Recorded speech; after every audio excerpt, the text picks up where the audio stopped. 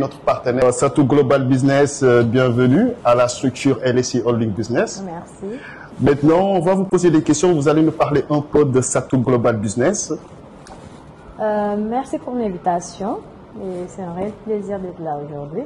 Donc, Satou Global Business, on est un peu dans plusieurs secteurs d'activité, tels que l'immobilier, l'agriculture, élevage et accompagnement. Accompagnement. Ouais.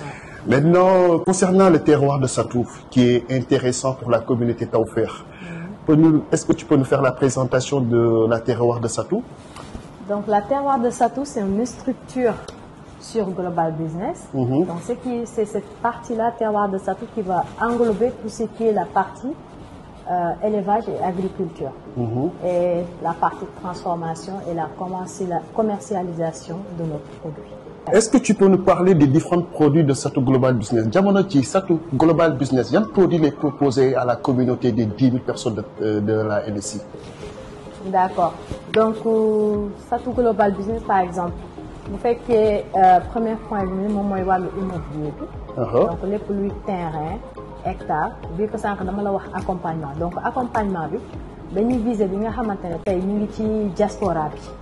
Souhaiter venir investir au pays parce que nous avons des difficultés pour nous, nous avons un accompagnement donc nous Satou Global Business nous accompagner pas à pas si ce achat de terrain, ça achat de hectares, ça accompagnement pour projet bi nga xamantene mom nga bëgg def.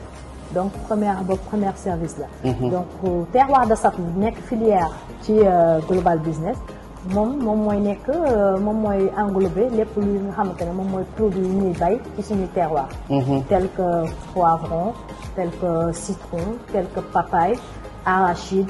Donc ci arachide aussi on fait des transformations lépp lu nga xamante ne par exemple pâte d'arachide, gerte noflaay ba ci ngooñ bi sax. Voilà ba ci ngooñ bi ak kopp bi muy koppu gerte bi aussi. ñu fay jaay pour ñi nga xamante ne dañoo yor seen i poulailler.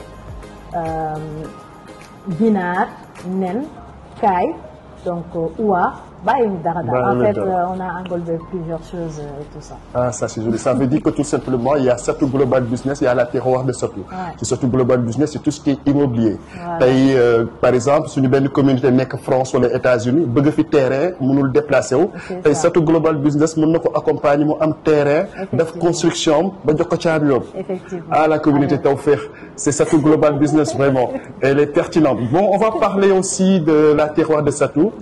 Qui a comme produit tout ce qui est poulet, poivron, madame les plus bay au Sénégal dans so demee ci Satou Global Business fekk ko fa. Voilà. Bon pour l'instant du ma ne lépp lu ñuy bay mais en grande partie am nañ ko et ñu ngi élargir domaine boobu di ci gën a liggéey. ba nga xamante ne lépp li nga xamante ne doomu réew bi dinañ ko soxla. Dinañ ci taxaw pour def ko au maximum. Ah, machallah. Ça veut dire tout simplement, tay suma soxla won ginaar mën na ko am si terroir de Satou. À volonté, que ça soit en gros ou en détail. En détail. Donc à part ginaar